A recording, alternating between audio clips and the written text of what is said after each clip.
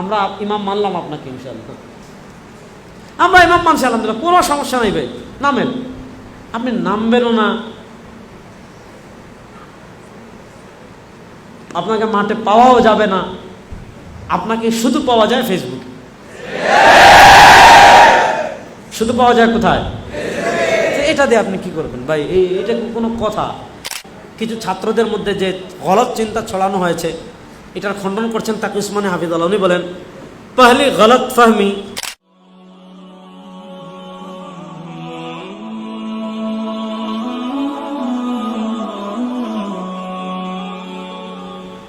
ইসলামী শরিয়ায় মৌলিক একটা বিষয় হলো, যেমন আফগানিস্তানে ইমারতে ইসলামিয়া প্রতিষ্ঠা হয়েছে জিহাদের মাধ্যমে। আমেরিকা আগ্রাসন চালিয়েছে, রাশিয়া আগ্রাসন চালিয়েছে, তারা যুদ্ধ করেছে, বিজয়ী হয়েছে, তারা ক্ষমতায় গিয়েছে, ক্ষমতার পাঠ হয়েছে। ইসলামী শরিয়ায় মৌলিক পদ্ধতি তো দুইটাই। একটা হলো আপনি জিহাদ করলেন কোনো ভূমিতে, বিজয়ী হলেন।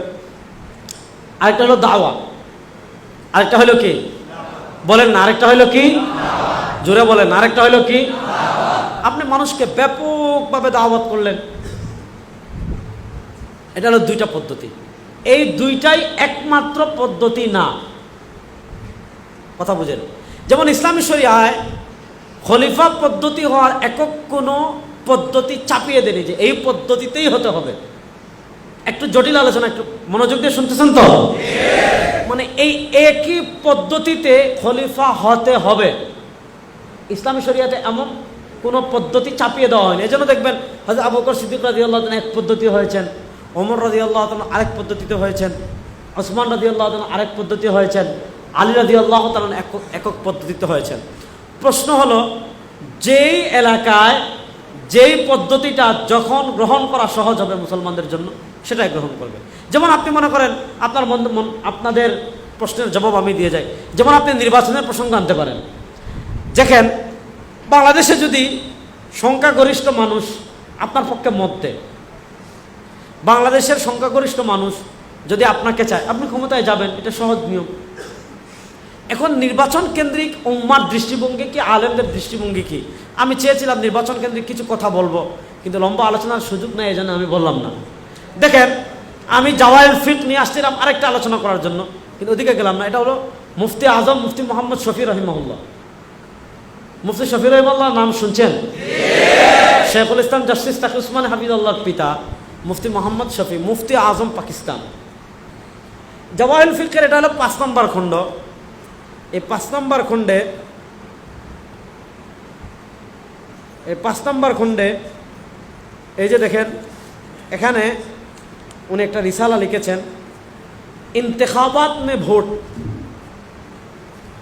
মানে কোনো নেতা বা কোনো কিছু নির্ধারণ করতে ভোট, ব্যালটের ভোট, এটা শারঈ বিধান। এটা হলো মুফতি আজম মুফতি মোহাম্মদ শফি রহিমাহুল্লাহ, এখানে তিনি লম্বা আলোচনা করেছেন এবং এটা যে একটা জায়েজ পন্থা, এখানে তিনি খুলাসা টেনেছেন যে इंतखाबात में, একটু মনোযোগ দিয়ে শুনেন, खुलासा ये है कि इंतखाबात में वोट की शरई हैसियत कम अज़ कम एक शहादत की है, जिसके छपाना भी हराम है और इसमें झूठ बोलना भी हराम, इसमें इस पर कोई मुआवजा लेना भी हराम, इसमें महज एक सियाही हार जीत और दुनिया का खेल समझना बड़ी बाराई गलती है। आप जिस उम्मीद, अच्छा लम्बा आलोचना करेছেন যে এটাকে আপনি একটা তামাশা মনে করা বা দুনিয়ার শুধু নির্বাচন মনে করা, এটা মনে করা যাবে না। বরং আপনি এটা শরিয়ার একটা গুরুত্বপূর্ণ বিধান। তিনি বলতেছেন যে নেতা নির্বাচনের ক্ষেত্রে আপনি যে ভোট দিচ্ছেন, মানে তিনি এখানে মাইয়াশফা শাফাআতান হাসানা এই আয়াত দ্বারা দলিল দিয়েছেন যে মূলত আপনি সে নেতৃত্বের যোগ্য, এটার সুপারিশ করতেছেন। এটার কি করছেন? সুপারিশ করছেন। দেখেন, শেখুল ইসলাম তাকি উসমানীর নাম আপনারা শুনেন নাই? বলে না, শেখুল ইসলাম তাকি উসমানীর নাম শুনেন নাই? শেখুল ইসলাম তাকি উসমানী হাফিজাহুল্লাহর ফিকহি মাকালাত, এখানে 2 নম্বর খণ্ডে, এখানে তাকি উসমানী হাফিজাহুল্লাহ লম্বা একটা মাকালা লিখেছেন, অনেক পৃষ্ঠার, इंतखाबात में वोट की शरही हैसियत, इंतखाबात में वोट की इस्लामी हैसियत।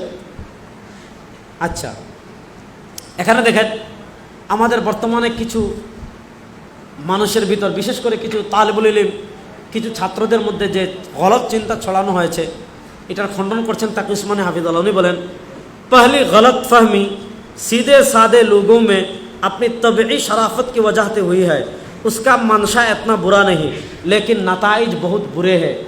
वो गलत फहमी ये है कि आजकल सियासत मकरू फरीब का दूसरा नाम बन चुके हैं, इसलिए शरीफ आदमियों को ना सियासत में कोई हिस्सा लेना चाहिए, ना इलेक्शन में काड़ा होना चाहिए, और ना वोट डालने की खरखशे में पड़ना चाहिए। যে বর্তমানে মানুষের ভিতর একটা ভুল চিন্তা ঢুকে গিয়েছে। বাহ্যিকভাবে চিন্তাটা মারাত্মক না হলেও তাকি উসমান হাফিজাল্লাহ লিখেছেন এটার ফলাফল অনেক খারাপ। এটা কি? মানুষ মনে করে বর্তমানে রাজনীতি খারাপ, মানুষ মনে করে বর্তমানে যারা নির্বাচন করে সব চুর ডাকাত বাটপার লম্পট, সুতরাং আমাদের নির্বাচন করারও দরকার নাই, আমাদের ভোট দেওয়ারও দরকার নেই। উনি বলছেন এই চিন্তা বাহ্যিকভাবে খুব বেশি খারাপ মনে হয় না, কিন্তু এটার ফলাফল খুবই খারাপ। ইয়ে গলত ফতমি, এই যে ভুল ধারণা যে আমার নির্বাচন করারও দরকার নাই, আমার ভোট দেওয়ারও, কথা বুঝাইতে পারি নাই। উনি বলেন ইয়ে গলত ফহমি খওয়া কিতনি নেক নিয়তি কে সাথ পয়দা হতি হ্যায়। যেটা মানে একটা ধর্মের আবরণে নেক নিয়তে আমাদের কাছে আসে, लेकिन बहरहाल गलत और मुल्क व मिल्लत के लिए सख्त मुज़िर है। কিন্তু এই যে আমার ভোট দেওয়ার দরকার নাই, আমার নির্বাচন করার দরকার নাই, এই চিন্তাটা ভুল এবং রাষ্ট্রের জন্য, জাতির জন্য অনেক ক্ষতিকর। তিনি কি বলেন? এক নাম্বার এটা বলেন না যে আমার নির্বাচন করারও দরকার নাই, আমার ভোট দেওয়ারও দরকার নাই, এই চিন্তাটা রাষ্ট্রের, এক নাম্বার এই চিন্তাটা ভুল। বলেন এক নম্বর এই চিন্তাটা, বলেন না এক নম্বর এই চিন্তাটা, দুই নম্বর এই চিন্তাটা রাষ্ট্রের জন্য, বলেন না রাষ্ট্র এবং জাতির জন্য, বলেন না এই চিন্তাটা রাষ্ট্র এবং জাতির জন্য। এরপর তিনি এটা লম্বা একটা শিরোনাম দিয়েছেন আলোচনা করে, ভোট না দেনা হারাম হয়।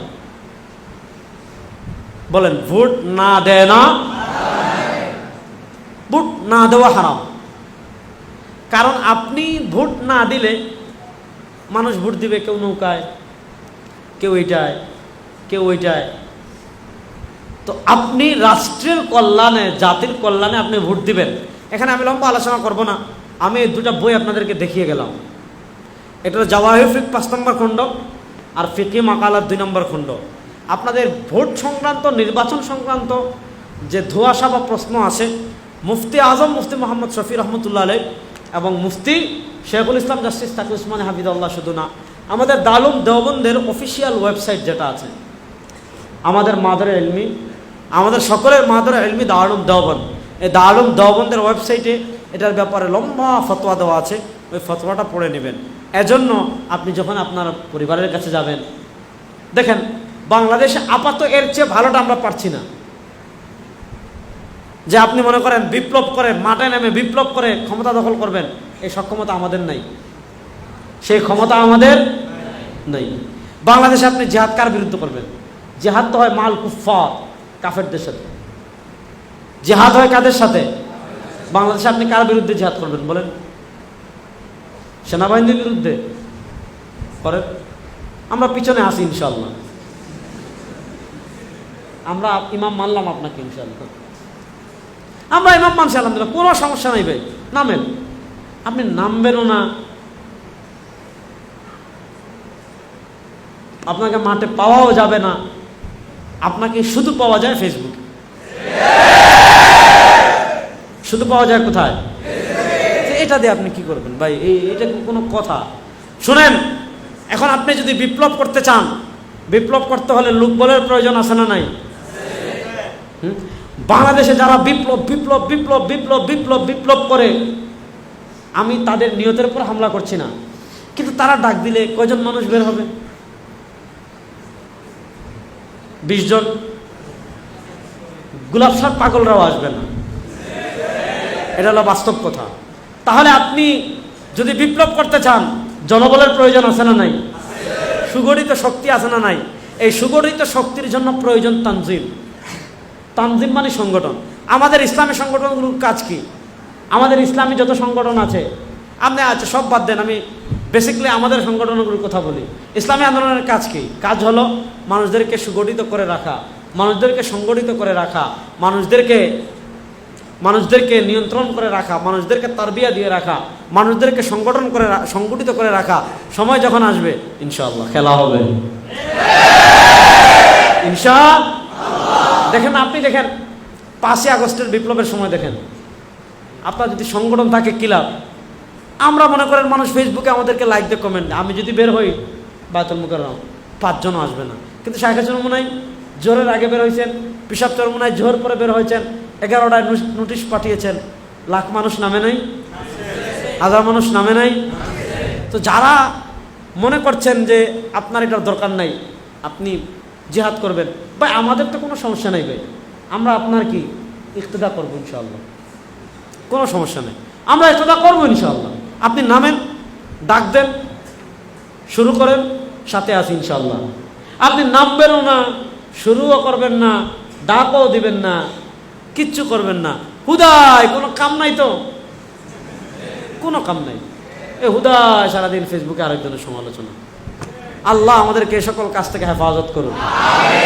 শুনেন, কেউ যদি আপনার সমালোচনা করে বুঝবেন আপনার দ্বারা আল্লাহ কিছু কাজ নিচ্ছে। যদি আপনার সংগঠনের সমালোচনা করে বুঝবেন আপনার সংগঠন দ্বারা দেশ এবং ইসলামের কাজ হচ্ছে। যদি আপনার নেতৃবৃন্দের সমালোচনা করে বুঝবেন আল্লাহ তাদের দ্বারা খেদমত নিচ্ছেন বলেই তাদের সমালোচনা হচ্ছে। সুতরাং এগুলাকে পাত্তা দিবেন না, আপনার স্বপ্নকে যত বড় করবেন আল্লাহ আপনার দ্বারা তত বড় কাজ নেবে ইনশাআল্লাহ।